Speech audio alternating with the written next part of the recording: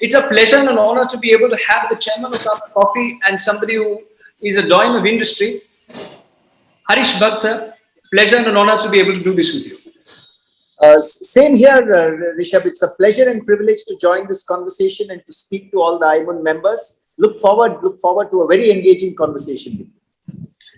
And we have somebody also along with him who is equally dynamic, and it's a pleasure and honor to be able to have her join us and be a part of this conversation. So thank you for doing this. And like I've already mentioned at the very outset, I'm not a Shireen Bhan or an Udayan Mukherjee, which is why you'll have to excuse me and deal with a little bit of frivolity.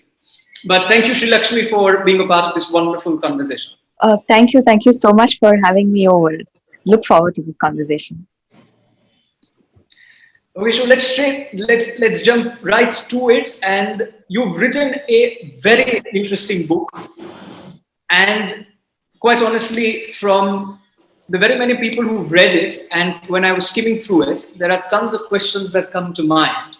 But I want to start with a very simple, basic one, because again, I'm no Karan Thapar and this is no devil's advocate, so I'm not going to make it very tough, but I want to start with a very simple.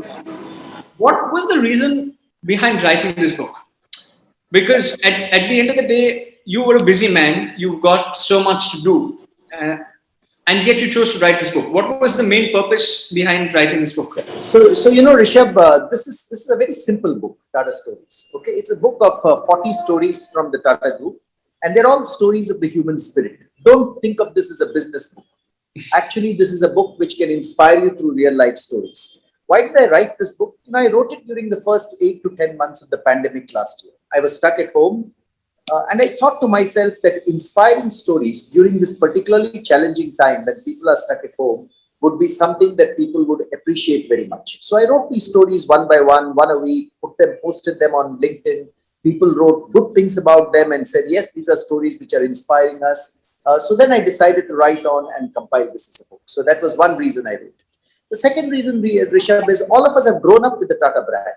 We have seen Tata in our lives ever since we have been kids, you know, Tata Tea, Tata Salt, Tata Motors, Tata Consultancy Services, Titan Watches, I can go on and on. But I think actually knowing these stories of the Tata Group and seeing how people have done extraordinary things in the past can motivate us to do much more with our own lives. And that was yet another reason that I wanted these stories of the Tata Group to be known widely and large. And the third, of course, Rishabh, to tell you the truth, you know, it also gave me a sense of purpose. Researching a story, writing it every week, making sure that the right messages are conveyed to the audience. It gave me a sense of purpose every week to write these stories and put them out. I am a writer. I'm very passionate about writing. And what is better than putting out stories which people would love and stories which can make you laugh and cry, stories which bring emotion to your mind and not necessarily corporate zero. And you did mention the reasons why you've penned down this book. And let me, before I bring Sreelakshmi in, let me also ask you, there are many aspiring writers out there, me included. But when it comes to penning something down, it's one thing to conceptualize it. The second is to actually put it on paper. So how do you transcend from the process of conceptualization all the way to putting it down as well as you have articulated it in this book? Yeah. So I think there are two parts to it, Rishabh. In my case, there was research and conceptualization, which I used to do that through the week. But the process of putting it down as a story on a piece, for everyone here who's listening to me and wants to be a writer yourself, or you're already a writer, the process of putting it down requires space and focus. Eventually, you write when you sit down to write. So the first thing you need to do is sit down at your notebook or sit down at your laptop computer and start writing. When you start writing, you get into the flow and give yourself to write a story. You give yourself 3-4 hours time, and you sit down and imagine those events in your own mind. Let them take shape in your mind. If you're writing about J.R.D. Tata, imagine J.R.D. Tata flying that aircraft from Karachi to Ahmedabad to Mumbai. Then you kind of get into the story. You get into the mood of the story, and you're able to write it in one flow. So, for instance, there's a story here about Jamshedji Tata meeting Swami Vivekananda. And how that leads to the establishment of the Indian Institute of Science. I struggled a little bit with conceptualizing and with visualizing that story before I wrote it. Eventually, I switched on a video to listen to Swami Vivekananda's address at the Parliament of Religions, where he says, "Sisters and brothers of America," and the entire hall bursts into applause. Once I heard that video, then it gave me the inspiration to write that story in one flow. So the process of writing, you need to be inspired, but there's also a rigor to it. You need to give yourself space of that many hours to write it. I'm sure many people listening to this have done a lot of writing themselves, but happy to answer any other questions on the written word. Our writing actually is confined to writing examinations, and sometimes. Oh wow! I don't envy anyone writing an examination. I've done all that in my life as well. But the other thing about writing, Rishabh, is never get stressed about it. Write in a natural flow. Sometimes what you write is very good. Sometimes what you write is not so good. But if you write in a natural flow, the words come and your thoughts come down on paper. No, absolutely. Very, very, very true. And I'm so glad that we touched upon it at the very outset, because there are many budding writers out there, and this was one of the questions that they really wanted me to ask you. So, but let me go to Sreelakshmi. We've, Harish sir said, that all of us have grown up listening to these wonderful stories about the Tata Group, right? From, the ones that he's penned down. But out of these 40 stories that he's written, which is the one that is the closest to your heart? And if you'd like to narrate some excerpts from that. It's actually very difficult to pick a favorite story because every story you read just touches you very differently in so many different ways. But if you push me to it, I think I may pick the story of the astronaut and the pioneer. And this is a very interesting story. And let me just tell you a little bit about the story, and I'll tell you why it resonates with me so strongly. So this is a story of the pioneer in this case is J.R.D. Tata. And J.R.D. Tata is also widely known as the father of Indian civil aviation. He was the one who, when he flew from Karachi to Mumbai in 1932, he personally piloted that first flight, launching India's civil aviation industry. Now, cut forward to about 50 years in 1982, J.R.D. Tata was by then of advanced age, but he was keen that he personally fly the comparative flight which he had flown in 1932 by himself. Now, this was, of course, because he was already a little advanced of age. There was a lot of skepticism, and people were naturally worried that can he actually pull it off. And in fact, just I think a few weeks before the flight, he's also suffered a minor heart attack.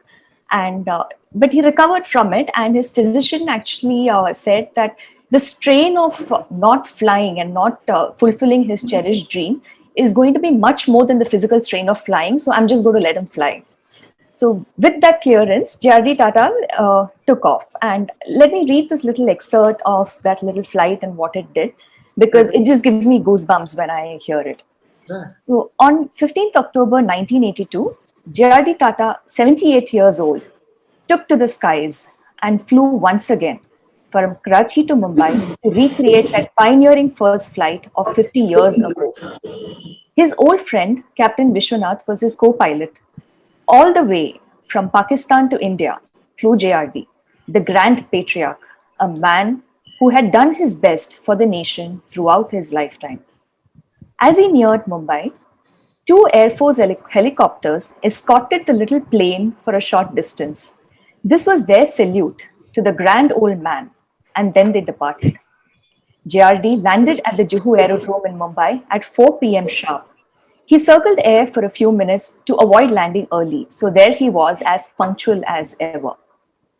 Once he landed, he spoke briefly to the gathering, and he said, "This flight of mine was intended to inspire a little hope and enthusiasm in the younger people of our country, that despite all the difficulties, all the frustrations, there is a joy in having done something as well as you could and better than others thought you could." Now, one youngster amongst the many that he inspired with hope and enthusiasm, was Kalpana Chawla. Kalpana Chawla, as you may know, she was the first Indian origin woman who flew to outer space. Now, how do we know that it was this JRD's flight that inspired Kalpana Chawla? So, in 2003, we know that there was a tragic accident and Kalpana Chawla lost her life in that disaster. But some time after that, Mr. Ratan Tata, who was then the chairman of the Tata Group, received a package from Kalpana Chawla's family. And this package contained it contained some crew autographed photographs of her space journeys. It also contained some medallions. But there was something very interesting this package contained. And this was a black and white photograph of JRD Tata's first flight in 1932 from Karachi to Mumbai. And she had carried this photograph with her on her first journey to space. So this was this heartfelt tribute of this young girl to her hero, who inspired her to travel all the way from a small town in Punjab all the way to the realms of outer space. Now, this story for me, it just gives me goosebumps, and I go back to the story every time I am in need of a little bit of inspiration, when I am in need of a little bit of motivation, when I feel a little down, because what it tells me is that by very small thoughts or our little actions, we have the power to influence the lives of so many different people in so many different ways. It's like the butterfly effect, and each one of us can be the butterfly in someone else's story, and that's why it's so powerful for me. And each one of us can be a butterfly in somebody else's story. And looking at and reading through those 40 stories, I'm sure a lot of us will find a lot of inspiration, and hopefully will then be the butterflies per se. But it's a very interesting story for JRT that you spoke about. And that brings me to another very interesting thing about the Tata Group. And sorry, this is a personal thing that I actually went to one of your properties of the Taj Hotel in Kurk, and this was this was sometime after the second wave, and I met with the staff who I've met with over all these years, and I asked them saying, so how did the pandemic affect you? आप लोग को job में रखा था या निकाल दिया था? And they said not one of us was removed from the job. Everyone was there.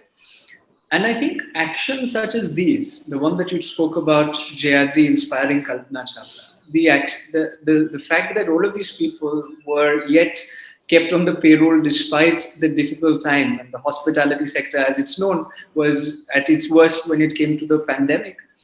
And yet you managed to steer on. And this is what makes this one of the blue chip companies, right? This is what makes Tata one of it's a blue chip in every sense, and not just in the market, but everywhere. And my question to you, Harish, is you're the custodian of brand Tata. What's your message that you would like to pass on to young people when it comes to building trust? Because Tata is something that's synonymous to trust. So when it comes to building trust, what's your message for young people? So, Rishabh, I want to narrate a story and then provide my message. My message, of course, is, trust has to be earned. You cannot demand trust. You cannot demand trust in your personal life or in your professional life. You have to earn it through your actions. So, the story that you were narrating of Taj in Kurg, and what the people in that staff in that hotel told you, that none of them have lost their jobs notwithstanding the pandemic. That builds trust between the organization and its employees. But let me take you to one story, Rishabh, which was many years ago, before the first pandemic, and I would say virtually after the pandemic of the Spanish flu. What happened was that Tata Steel had been founded, and the chairman of the Tata Group at that time was Dorabji Tata. He was the son of the founder, and Dorabji Tata was married to Lady Meherbai Tata, and they were actually married on Valentine's Day of 1898. And Dorabji was deeply in love with her. So he gifted her a very special diamond. It was called the Jubilee Diamond. It's the sixth largest diamond that this world has ever seen. It was twice the size of the Kohinoor. Imagine that. Wow. Okay, so this was a huge diamond. And Lady Meherbai Tata used to wear it on special occasions, set in a platinum chain. And both of them continued with their lives. You know that the 1919s World War I happened and the Spanish flu happened. And shortly thereafter, the demand for steel in Japan collapsed. And as a result of that, Tata Steel went through a very trying time. So one day in 1924, Dorabji Tata gets a message saying, Tata Steel is in deep trouble. We don't have money to pay our wages. So what does he do? Lady Meherbai Tata and Dorabji Tata. Tata Steel was a company owned by many, many shareholders, not just by Dorabji Tata or the Tata Group. He did not spare a minute's time. He immediately, along with Lady Meherbai Tata, their entire wealth, which at that time was about a crore of rupees, they pledged to the Imperial Bank of India, which is the current State Bank of India, to raise money for Tata Steel. They pledged their entire personal wealth. They raised, including the Jubilee Diamond, to the Imperial Bank. They raised money and they made sure that money was available to Tata Steel for the payment of those wages. Not a single worker was retrenched, even during that time. Everyone kept their jobs and everyone got their pay. Later on, of course, Tata Steel got out of that demand collapse, became a very successful company. But this was a pivotal episode. And episodes like this build trust in your mind because it says that we are committed not just to making profits, but the community, the employees are all part of our ecosystem, which we will honor. Which is why I'm going back to Jamshedji Tata's words. His philosophy was let's build an enterprise where the community is center stage and not just another stakeholder. Rishabh, my point is when we live in harmony with our community, it could be our neighbors, it could be our family, it could be the community around us. There is no more powerful way of building trust because it says that you're going to do good for the community. And when people know that you're doing good, I think a natural source of trust develops. So I would say to everyone who's watching this conversation, one of the best ways of building trust is to do good to others and is to keep your entire community in mind and live in harmony with your community. Uh, and let your actions back your thoughts there. That's my response, Rishabh.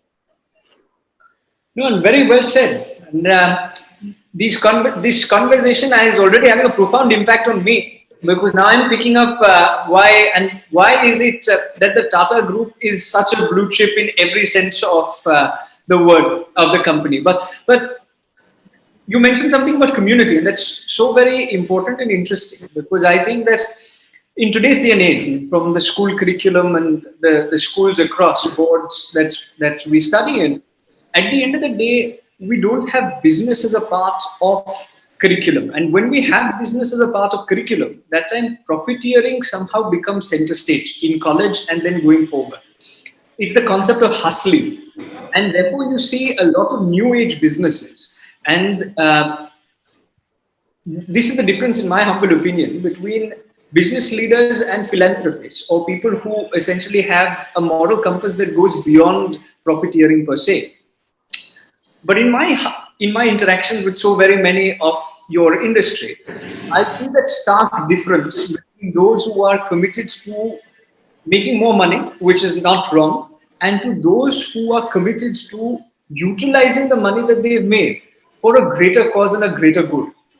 Now, doesn't it start at a school level? Doesn't it start at school and college, where the focus instead of profiteering should be also on social entrepreneurship?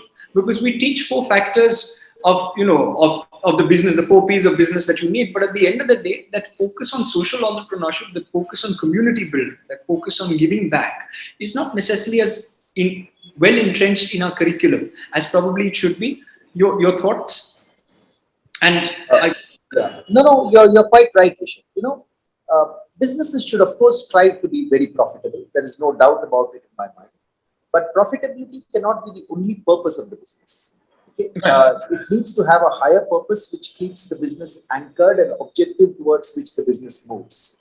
And, there is no better thing I can do than take on one more story from Tata Stories because I love telling stories and the story demonstrates this point. So right. the first ever business, that first ever industrial enterprise that our founder founded in 1874. Remember this, 1874 is like 140 years plus in the past. Was a textile mill, Rishabh. It was called the Empress Mills. It was in Nagpur. It became a very, very profitable mill. So your first point that businesses should become very profitable. How did it become profitable? It provided it had the best quality of textiles because it used long stapled cotton. He used innovations like the ring spindle, which were not even being used in the UK at that time, and brought them into Empress Mills, and productivity went up hugely. So the Empress Mills was very profitable and paid back its shareholders several times over the next 7 years. But Jamshedji Tata did something else. In 1887, he introduced pension for the workers of these mills. It was for the first time in India that a concept of pension was being implemented. In 1895, he established an accident compensation scheme for the workers. In 1901, for the first time ever in India, he introduced the concept of a provident fund. People who work today in any organization, you see provident fund on your salary slip. That was the first time ever provident fund was introduced in India in 1901. Each of these were pioneering. Actually, Empress Mills within a few years had a creche for the babies of working women of those mills. I still see that black and white photograph, and I wonder, more than 100 years ago, there was foresight to have a creche for. He used to have gymnasia for his workers. It's not a new age phenomenon alone. There used to be gymnasia for his workers. He actually had a pictograph to show some of those old slides or movies to workers to entertain them. He had a weekly lecture to bring different perspectives into semi-educated workers' lives. And someone asked him, why did he do this? And he explained his new way. He said, we don't claim to be more unselfish, more generous, or more philanthropic than other people. But we think we started on sound and straightforward business principles. Considering the interests of our shareholders our own, mind it, he said, considering the interests of our shareholders our own, so profitability is important, but also the health and welfare of our employees, the sure foundation of our prosperity. So here he is elaborating on a philosophy which says that the interest of our shareholders is very important. It's important for a corporation to make good profits, but at the same time, the health and welfare of our employees is equally important, and we will focus on both together. So the point here, Rishabh, is profits and doing good for employees or doing good for community are not mutually exclusive. They can exist with each other, and one can provide the engine to the other. Finally, why do we live? Why do we live as human beings? Lots of people who are listening to this conversation, you're studying hard, you will soon get good jobs, or you're already possibly in very good jobs. You will grow in your organization and become leaders in the future. Eventually, unless we give back something to the community, Rishabh, give back something to people around us, the purpose of life gets diminished. That's so. I would only urge everyone listening to this conversation, as you listen to Jamshedji Tata's story and the Empress Mills. We are not all Jamshedji Tata, and we will all not start an Empress Mills. But can we do something in our lives that adds value to the community and people around us? I think is the inspiration I get from this story. Wow. Wow. No, the thing that you spoke about the gymnasium hit me, because in my mind I was like, wasn't this concept something that was developed, in the late 1900s or early 2000s in some of these tech companies, and it's gone Yeah. back. So I was surprised, Bishop, to see this. This is in the Chronicle of Jamshedji Tata's life. I read it twice or thrice to make sure I was saying the right word. And yes, there were gymnasia for the workers of Empress Mills, which had been established by Jamshedji Tata. Remember this 140 years back. 140 years back. No, but this is the wonderful lessons that we're learning from both the book and I think also from the group. And as the 3,000 young people who are watching it live, and the very many who are going to be watching it thereafter, I must take this question to Sreelakshmi, because I want to probe you further and ask you on this as well. Is that there is the Tata Group, and there are very many like you who did not need the government to say that it's compulsory to do to have a corporate social responsibility, and it's ingrained per se in the DNA of the group and many such businesses. But it also is that where the vast majority, unfortunately, in case of industry and new age businesses, don't necessarily give as much of importance to philanthropy, to community building, as much as, say, some of the groups that have been in existence for the last 100 or 150 years. Do you think this is a problem with the education system, or do you think that is just the fact that, young people are not yet sensitized, and by the time they reach 55, 60, then they'll start giving back? So, Rishabh, I would like to think of it that this philosophy and this community-centric approach to business for us, it's also, in a way, it has given us a very long-term orientation towards business. Because for us, it's not just about the next quarter; it's as much about the next quarter century. And this long-term orientation is so inbuilt into our, as you said, it's inbuilt into our DNA. It's also very much institutionalized in our ownership structure. So as Harish narrated the story of how the Rabji Tata and Lady Tata pledged their personal wealth and they managed to recover it. But there's also a very beautiful conclusion to that story. When they passed away, so the Rabji Tata actually transferred all his personal wealth to charitable trusts. And collectively today, these are known as the Tata Trusts. And Tata Trusts, in fact, own 66% of equity shareholding of Tata Sons, which is a promoter company of all Tata companies. So we know that every time our companies actually make profits and through their products and services, the profits are plowed back, and the dividends actually go to the Tata. A significant portion of them go to the Tata Trust, which who then plow back into serving the community across a wide range of developmental activities, from poverty alleviation to healthcare and in developing for infrastructure, disaster response, and so on. So it's like how a former chairman J.R.D. Tata said that, what came from the people has gone back to the people many times over.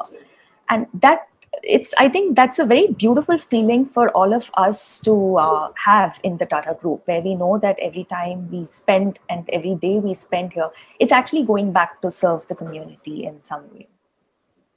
And may I remind you, you said it goes back to the people. Yeah. And I.I.M.U.N is also the people. I'm just joking. But that was, of course, on a lighter note. Let me come back to, but what you said is very true. That it must be a proud feeling to be part of a group whose structure, in terms of the ownership structure, which you explained, is also so community driven. And to that end, my question is this: that when it comes to your ownership structure, and when it comes to ownership structures of different companies, and again I'm digressing a little, but do you encourage new age entrepreneurs to also have a similar setup in terms of company formation, registration, so on and so forth? Or do you think this is something that's very unique to the Tata Group? Because I've seen very few companies being able to do what you have done. So to somebody who's starting out, who's today 24 and who's like, I want to be the next Jamshedji Tata, is this the right way to go about company formation, or do you think that it should be otherwise? So Rishabh, that's an interesting question. I think any of the people here, the members of I.I.M.U.N and others listening to this call, the first thing that an entrepreneur has to do is really get the right business model in place, how he's going to serve the needs of customers who are part of his ecosystem. So I think getting the customer formula right, getting the business formula right is very, very critical, because that creates the economic engine of whatever entrepreneurship venture that you're starting out. There are many ways of giving back to the community. The ownership structure is one such way which the Tata Group has implemented.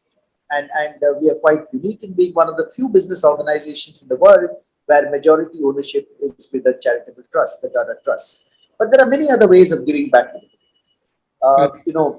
You could decide to set up a foundation later in life and invest your wealth in that foundation and give it back to the community through that. You could decide to take up one or two causes which are very dear to you and which will serve the needs of the community, and set up specific organizations or bodies which can translate that for the good of the community. You may decide for your first few years as an entrepreneur that you should serve your employees very well, and then look at the larger community at a later stage after your business is matured. So organizing structure is one way. I'm very proud that the Tata Group has this structure. Just like Sri said, I feel very proud to work for a group where eventually a good part of our profits go back to serving the society. But at the same time, I'd like to urge all the young entrepreneurs or aspiring entrepreneurs on this call, get your customer model and your business model right. And there are many ways of giving back to the community. There are many, many ways of giving back to the community that you can explore once you do this. So for new age entrepreneurs who want to become a Jamshedji Tata of the future, keep in mind only one thing, that when you become successful, is there a way of giving back some of that success to the community and serving the people around you? As long as that thought process is clear in your mind, best wishes for getting an organization ready and going. Super. So eventually, once you get to the level of Jamshedji Tata, you want to make sure that you want to give back to community, because that's the only, and that's the best way forward, and should be the only way forward. But But let me also ask you a very interesting question, because this is a personal question, and if I may, is you had leader after leader taking on the Tata Group and continuing the legacy just the same way that the last person has, where the person left it, and taking it to the next level.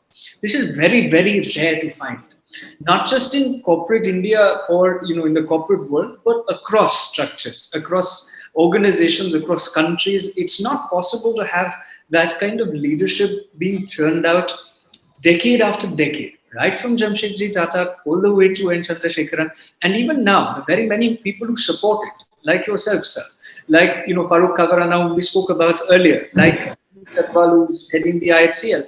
You've got so many stalwarts in different places, and you seem to yet come out with the best chairman every time there's a transition. One yet feels that the Tata Group is only going to move upwards. How do you prepare leaders? That is one part of the question. The second part of the question is, to all, a lot of young leaders are watching this. Many who join politics later on become part of parliament, like some from the organization have.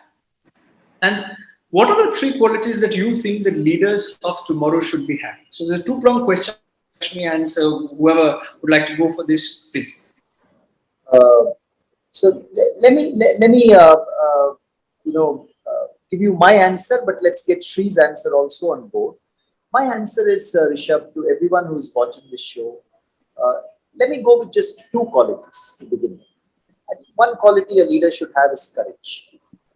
The courage to take decisions, the courage to take risks for the sake of his or her organization, the courage to do new things, like the courage Mr. Ratan Tata had when he said, I'm going to make India's first indigenous car, the Tata Indica, even though others were skeptical of him at that stage, and then he did it.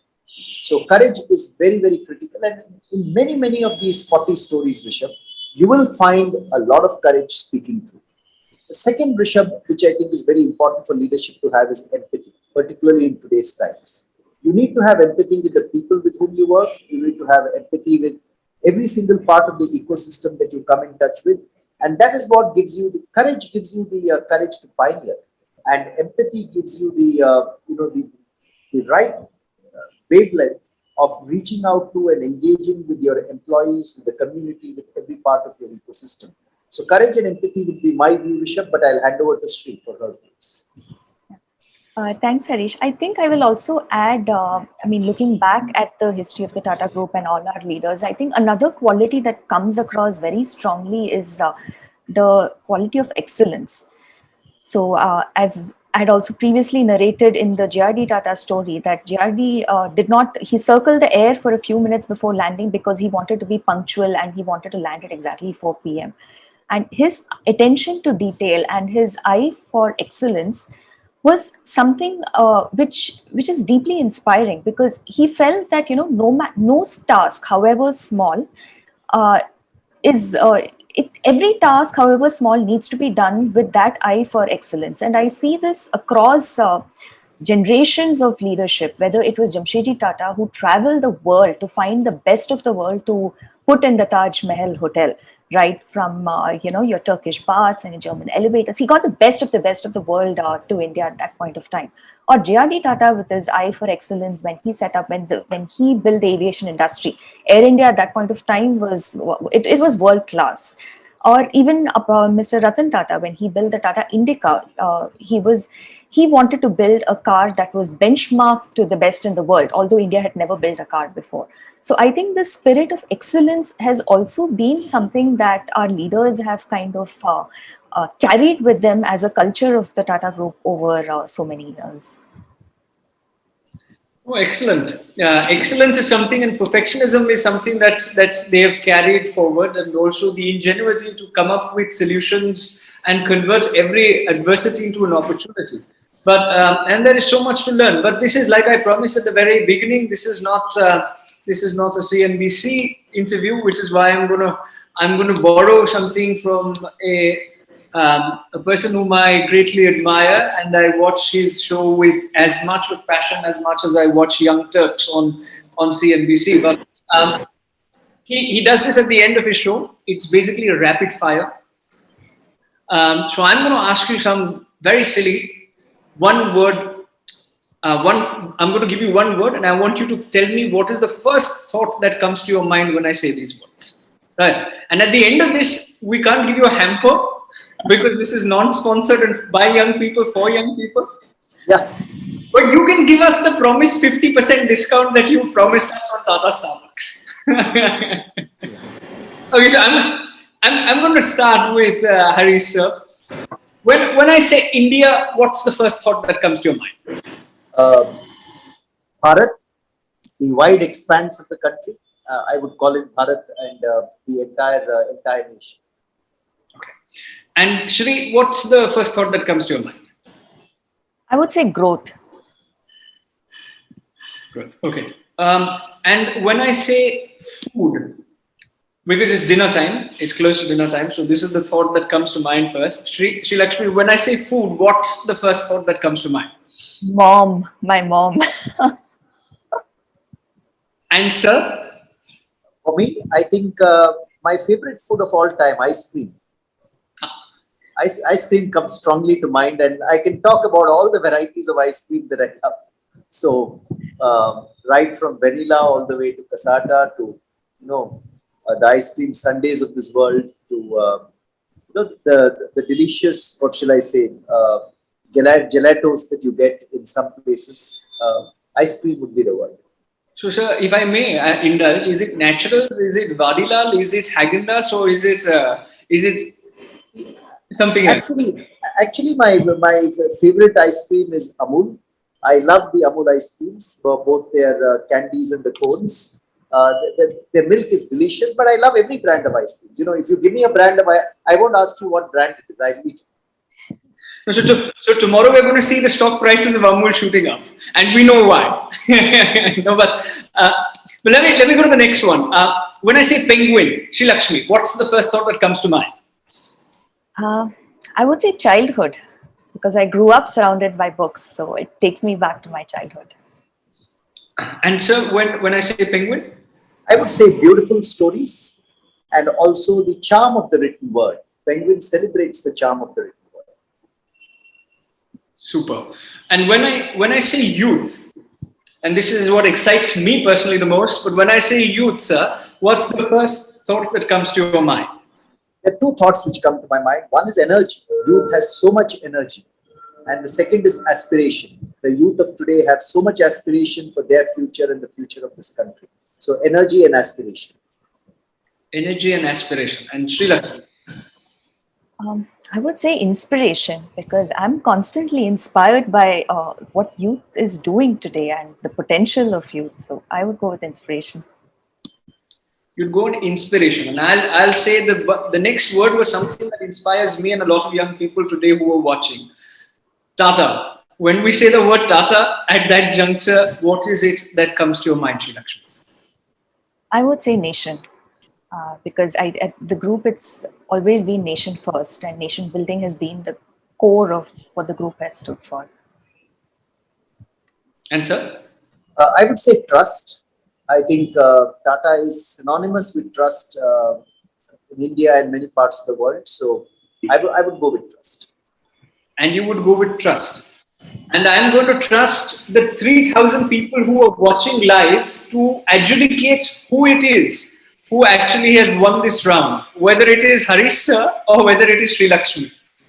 But as we try to, and it's a mixed response on Instagram. But half of them are saying Harish sir's answers were better because of the ice cream. There was one that particularly said, he said ice cream, give it to him. So Rishabh, do I.I.M.U.N members particularly love ice cream? Ice cream is a favorite all across, no? You stole the show with ice cream. Sorry, Sreelakshmi, we have to give it to him. I don't mind losing to ice cream any day.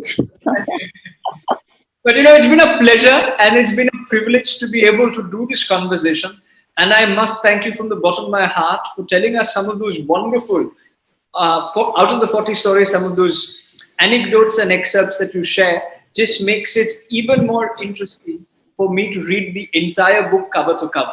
So that's what I'm going to do. I'm not going to now, I've skimmed through it, like I said, but now I'm going to read it cover to cover because some of these stories are really inspiring, especially the one with the gymnasium, the one with the 4 p.m. that you said that, and the so very many that you mentioned. It's been a pleasure and a privilege to be able to do this conversation. I hope you've enjoyed it, and I hope it's lived up to the image that you hoped it to be. Thank you, Rishabh. Thank you for hosting me, and thank you for hosting Shri as well, both of us. It's been a pleasure to speak with you, respond to your questions, and thanks to all members of I.I.M.U.N who have been listening in. Uh, stories are our life vision. Our life is lived in stories. So these are 40 stories in the book, and I hope everyone enjoys reading this book and relishes these 40 stories. And I hope many of you also create those stories for your own lives going forward. What could be more splendid than that?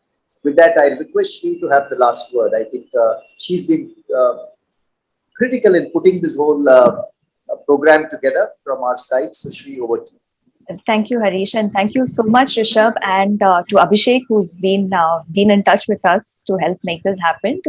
And to the entire group at I.I.M.U.N, thank you very much for having us. It was equally our pleasure to interact with you today and share some thoughts with you. So, thank you so much. Well, thank you very much. Like I said, the pleasure is ours. Now with a cup of coffee and 40 stories to read. So I'm going to finish that and I'm going to get back to you once I'm done with the entire book. But thank you very much. Thank you. Namaste. Thank you.